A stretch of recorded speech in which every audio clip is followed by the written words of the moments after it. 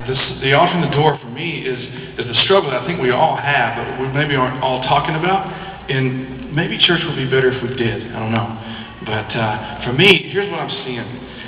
When I'm at church, and we've already discussed we go to some pretty good churches, right?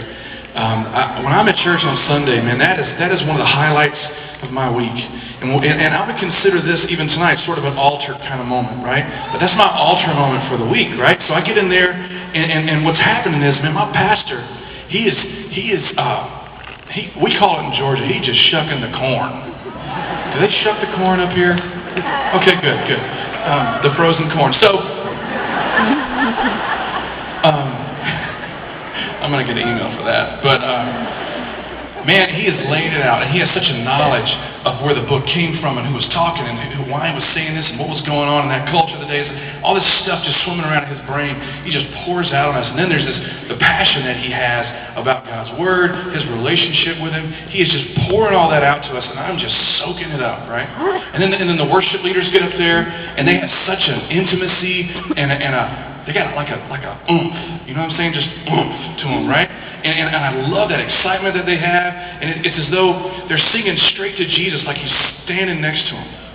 And man, I'm just soaking that up. Then I go to a small group. This guy, he just has such a neat friendship with God, and I'm just soaking all that up. And as cool as all that is, there's only one problem. None of these people are going home with me. It'd be weird if they did. You imagine waking up Monday morning, rubbing your eyes, your pastor sitting on the foot of your bed. Hello, brother.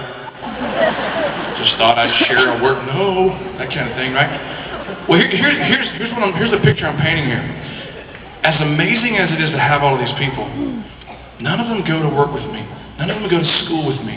None of them go to Monday with me. The only thing I have on Monday is me and my walk with Jesus. That's all I've got. It doesn't matter what they poured into me. What happens is when we get into church, man, we tend to lean on everybody else's Jesus. We're enjoying their walk with God, but they're at church, and then they go to their own places, and we end up kind of leaning on everybody else, and we don't know it until we get out in the world. And then, man, all that boldness that I felt, that was just Pastor Tim's boldness. And man, that worship that I was experiencing, that was some songwriter's word from the Lord that I just read off a screen. And I get home, and all I got is my own understanding of what prayer is, and my own understanding, and my own experience of what faith is, and forgiveness, and all these things. And as great as it is to have a pastor pour into me, and necessary as it is to have a small group leader pour into me, and a worship team pour into me, I've got to understand, as a believer, I've got to have my own everyday walking around friendship with God. I've got to have my own. Because listen, when the storms of life hit me, I can't lean on Pastor Tim's Jesus. I got to have my own walk with Him. When we don't have it, we get out there in the world and we fall and we fail. And we come back and we feel all these things again. And then we go out and we fall and we fail and we come back, and what the accuser starts messing with us about is that maybe none of this is real anyway. It's a nasty place to live when you have to look back to when you used to be closer to God. I've been there before.